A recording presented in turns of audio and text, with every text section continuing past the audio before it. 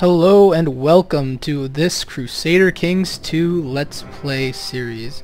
This is your host, and I am hoping to make this a very interesting Let's Play. This is a very cool game. It's one of my favorites. It's a strategy game, but it's very different than most strategy games. It takes place in the Middle Ages, and basically the goal is just to expand your family's power, and you play it. It's almost like an RPG in some ways, because you're playing as an individual rather than a country or whatever.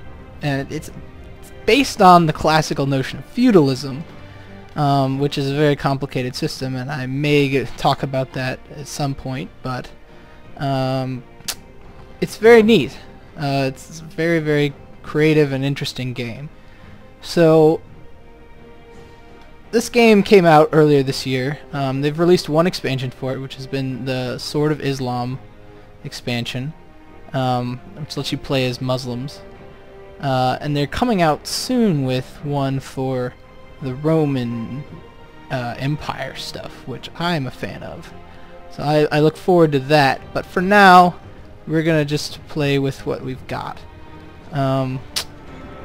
This game is kind of all about political intrigue and trying to inherit and take over as much land as possible, and you can't do it in the traditional way of just storming through and defeating people with superior numbers or anything like that. You have to play very, very strategically. You'll note that I have the Game of Thrones theme as the main theme song for this game. That is not typically the main song, but I thought it was very appropriate, so I modded it in.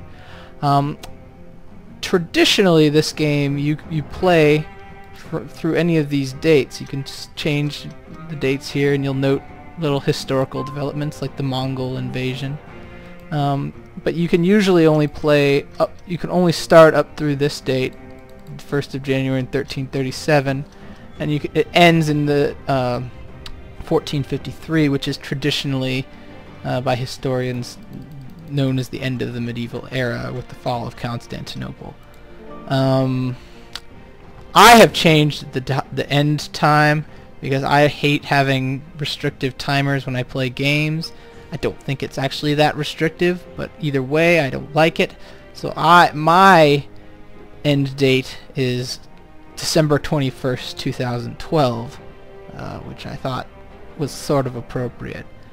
It's likely that I will continue playing this beyond December 21st, 2012 in the real world, because that is coming up shortly. But for the purposes of this, that's my goal. Now I am going to play as, most likely, usually I like to start as a count. And the reason is because you don't have to. You can build it from the ground up. You build your empire from the ground up rather than starting as something like France or Hungary or Croatia or any of these. And the reason I like that is because I like having control over who my vassals are and what they have.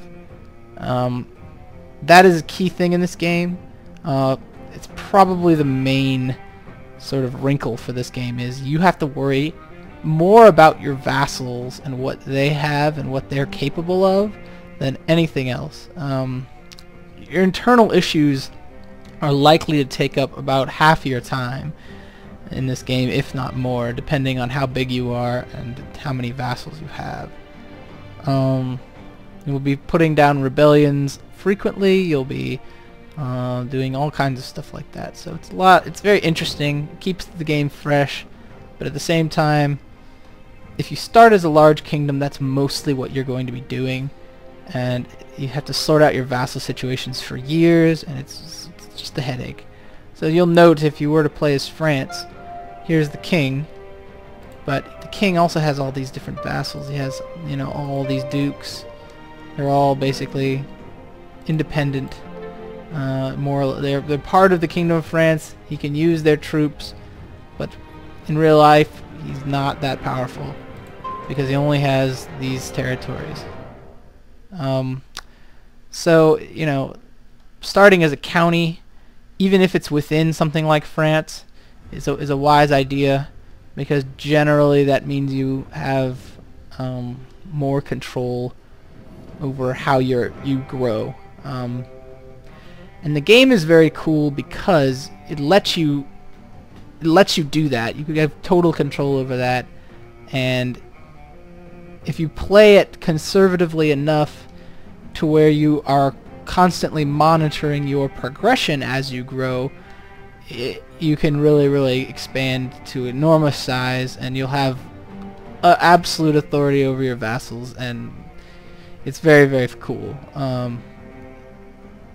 Now, I am planning on playing a Muslim, and I noticed that there aren't very many videos about the Muslims on YouTube or anywhere, even though this expansion's been out for several months. And playing as a Muslim in this game, for those of you familiar with it, is radically different than playing as a Christian. Playing as a Christian, the main things you have to worry about are your laws, your inheritances, and the Pope. Playing as a Muslim is sort of like that, except you don't really have to worry that much about the Pope, because obviously they're less of a head-based religion, and you have to worry a lot more about your family. Your family as a Muslim is your worst enemy, and I will show you about that before long. What I do is I basically try to secure my succession through my son or my brother, and the second that I have an older son that is as secure as possible, I wipe out the rest of my family. And the reason I do this is because of something called decadence, which I'll explain. And the game really encourages you. It's pretty amusing, really. It really encourages you to be just a brutal jerk, just like as brutal as possible, and it's extremely beneficial in most ways to be this totally brutal jerk. It's quite funny. So what I'm probably going to do is I'm probably going to play as a Muslim in Spain, or Africa, and I'm likely going to play as somebody who is either independent right away or in a larger empire, so that I'm more secure from just being invaded. And typically, if I play as a smaller thing, so for example, if I were to play as Sheikh Mohammed of Cadiz, I would pretty much immediately surrender to this person, because they would just totally steamroll me in a war, and they're always going to declare war on you. So, you know, it's not that, like, being independent in this game is not that important. Like, you can create a large, extremely powerful base without being independent, and you should really only be independent when you're ready to tangle with larger things, like so for example, if I were to play as this gentleman, Duke Dimitar of Slavonia, I would only recommend becoming independent once you have almost all of Croatia, or if you want to then join something like Hungary, so that you can take over areas in Hungary without having to go to war with the entire thing. Intrigue is extremely important in this game, and it's important to remember basically that you are a person, not an entity, and so growing your direct holdings with yourself and your vassals is more important than who your liege is. So bear that in mind if you are wanting to play this game, and I will show you how that's done as I play. So I'm going to play as this guy, Sheikh Mohammed of Cadiz, and the reason I'm going to do that is he starts independent, so I can show you some of the basic things.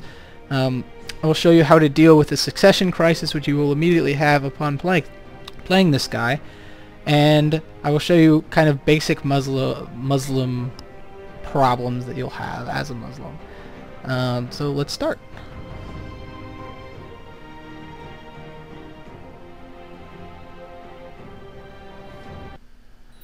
Okay, now as with most of these strategy games, you don't want to actually start running the clock until you've like dealt with basic things around your territory, which are always kind of screwed up. So first things I want to do is I want to notice all these little icons that show up. So for example, new important decision.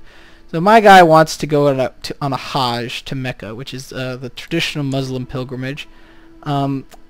And I don't know why this guy, who is 63 years old, has never been on a Hajj. It seems rather foolish.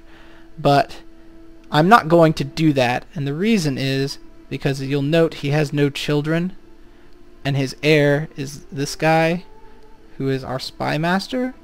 So what that means is if my guy were to die today or tomorrow, I would lose. And that's what most of these are about. No heir of your dynasty. If your ruler dies now, the game will end. Title loss on succession. This title is going to pass to someone who is not of my dynasty.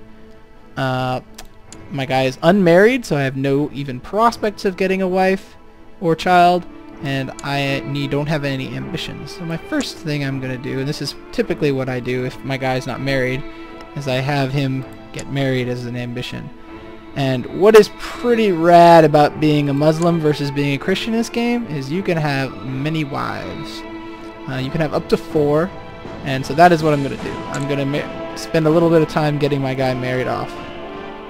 And usually what I do in order to do this is I click on this character tab and I just do some filters, and I look for wives who fit certain profile trait characteristics. So for example, obviously he wants women. He does not want married women. He wants all, so worldwide, every woman. He wants them of his religion because otherwise he probably won't marry him.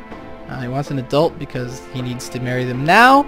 And the last thing I'm going to look for is this trait, which is called the lustful trait. And it's actually a negative trait, sort of, but notice that the fertility is plus 20%. So it's extremely useful for a situation where you have to have a kid and you have to have him fast.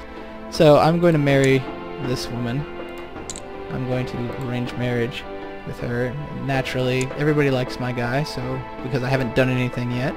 So I'm going to do that, and I'm going to spend some time looking for as many women as possible with that trait. And really, like, there are certain traits that I will avoid, but so for example, this woman, she's possessed. I'm not going to marry her even though she's got the lustful trait, because being possessed is kind of messed up. She's also slothful, which is a horrible trait, as you'll see. So even though she's got the lustful trait, I don't want to marry her. Here's a perfect example of a woman I'd want to marry. She may be ill, which is unfortunate, but she may bounce back from it, and I have 3 other wives, so I'll give her a shot, marry her, and I also am paying close attention to the age. I want somebody who's 16, or even better, because naturally that's a very good childbearing age. It's pretty weird, but that's how things were back then. So I'm marrying her. Also got the lustful trait. Here's another one with a lustful trait. She is paranoid, greedy, lustful, and honest. That is an interesting mix of traits. So we'll marry her as well. Done. So now my guy has 4 marriage requests incoming, so he will be married to 4 wives within a week. It's very unrealistic, but it's important for this game, otherwise we would lose very quickly. So next, I always like to look at each of these icons here and make sure everything's in order. So here's my council. These guys all do different things for you, and they are very useful.